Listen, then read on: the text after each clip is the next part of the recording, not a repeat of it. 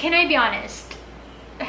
This is why most Filipinos are broke, and someone needs to say it so that this cycle stops now. What's up guys, it's Nick. Today seems like a serious topic, but it needs to be said. If I just make an impact to at least one person out there, it will make a world of a difference to me and why I do this, why I post videos on my channel. There's just really a misconception out there that the more you earn, the happier you'll be, the more content you'll be. But let me tell you that this is a toxic mindset that's contributing to people getting broke. I've been working for almost 6 years now in the corporate world, and what I realized is that earning more or getting a bump in your salary doesn't mean that your worries about never going broke is going to be answered. Earning more doesn't mean that you are never going to get broke again. It's because the more they earn, the more they spend, the more they try to keep up with a lifestyle that they cannot afford. Say for example, you got a bonus and you're supposed to use it to like pay off your credit card debt, but you go on a staycation instead. But the thing is, you don't appreciate the salary increase if your lifestyle expenses are also increasing. Maybe there's a mindset that like, okay, I'm earning more, it means I can afford more things, and then they get into this cycle or loop. I need to maintain this lifestyle that I'm perceived of, and in reality you're actually broke and you're like living paycheck to paycheck, trying to prove that you have this amazing lifestyle that in fact is making you miserable because you're actually broke. But don't get me wrong, like of course it's natural for you to want things that you couldn't afford before, right? Like for example, when I was a college student, like I was super kuripot. So when I started earning my own salary, like I was finally able to afford going to restaurants, because I even couldn't afford to go to Pancake House when I was in college, and I was like, how do people do that? How do people afford that? And when I started earning my own salary, like I would give myself those indulgences here and there, like dining at a restaurant that I really love the food, or I was finally able to go to the beach I always wanted because I couldn't afford that back then. I think it is healthy for you to like reward yourself, especially like you know that you work so hard for the salary that you earn, but there also needs to be a limit that your lifestyle is not exceeding your salary, your net salary, by the way. The thing is, it's like you're not doomed forever if you're in that place. Like there's a way for you to change that. There are 3 ways how we can change this cycle together and like spread the word out there. For me, number 1, it's important that you distance yourself from social media. Like set a time limit for yourself. Like instead of me scrolling endlessly on my feed, maybe, you know, I could try out baking, cooking, or you know, some maybe journaling or something, like some hobbies that you actually enjoy.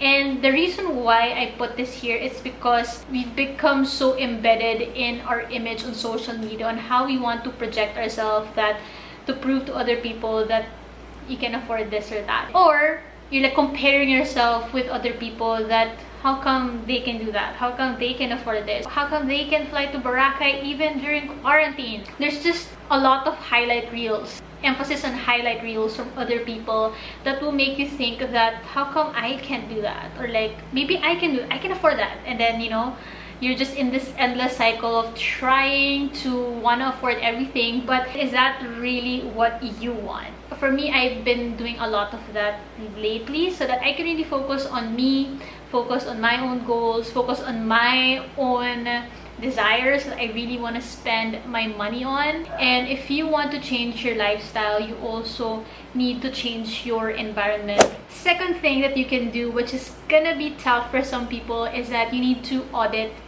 your expenses. Meaning you really need to list down how much you've spent last month and where is your money going, because sometimes it's just so engraved to just like spend your money willingly, and you don't realize like where the hell is it going. We just put it in black and white. I do have a monthly expense tracker for free that you can download below to get you started on this, because for me, I think it's going to be an eye-opening exercise for anyone who hasn't done it yet. When you start auditing it, you start to take control of your own money, and then you start taking control of your lifestyle, and ultimately your money habits. And you realize that there are a lot of things that you can cut down because it's not aligned to what you actually want, or maybe you need to cut down on this certain thing so that you can put that money on a long-term investment. Say for example, maybe you can save up that money so that eventually once traveling is allowed, you'll have money to go abroad. Maybe like you stop just like those impulse buys so that you can put that money aside for like maybe a future investment if you want to invest in a condo, or maybe you want to start investing in a good laptop or phone or something. Like there needs to be a balance. Like if you want to afford this big ticket item, you probably need to like tone down the daily seemingly small expenses but do add up. That amount of money could be spent somewhere else that could be more meaningful or significant to your life. And lastly is spend time with people who truly care about you. You're watching this and we're still in quarantine. There's so many ways you can spend time with your loved ones virtually. Like there's FaceTime, there's Facebook Messenger, there's Zoom. Like there is no more excuse not to catch up with them. The reason why I put this here is because when you spend time with people who truly care about you, those who really love you, those who really care for your well-being, then you will also remember that this is what matters. Like this is why life is worth living, because when you spend your money for the people that you care about and care about you, that will also bring you a sense of contentment.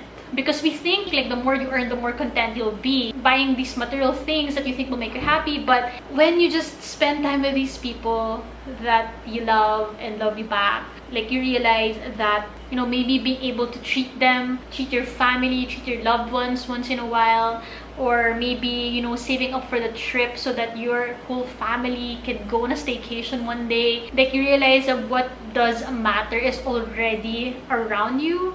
I encourage you to be with these people so that you are reminded of you truly value in your life. And if you really understand those values, then you will know that this is where you invest your money, this is where you invest your time, and you forget about wanting to keep up with this image, keep up with this lifestyle that's keeping you broke. I was once there when I thought like, oh, if I can finally afford that shopping spree, can finally afford that gadget, then I'll be happy, I'll be content. But then there's always going to be more and more things that you want to buy, or there's so many other things that you wish you could get. That's why it's important to just go back to the basics, go back to the people who care about you, distance yourself from all of the external factors that are probably influencing you to believe that you need to buy a lot of things to feel happy, to feel enough in quarantine, right? With this whole pandemic situation, that it just reminds us that no matter how much material things we have now, what matters is, have you spent enough time with your family? Have you spent enough time with people who care about you? Are you putting your money where your values are? And I hope that someone out there realize that that's what's really important in life. And if you'd like to keep going on this personal finance journey with me, I do have a playlist on how you can manage your personal finances in your 20s, which is a crucial time, so that you are making smarter decisions right now, so that in the future it's just easy, it's natural to you, and you don't have to worry about going broke again. And yeah, I will see you there.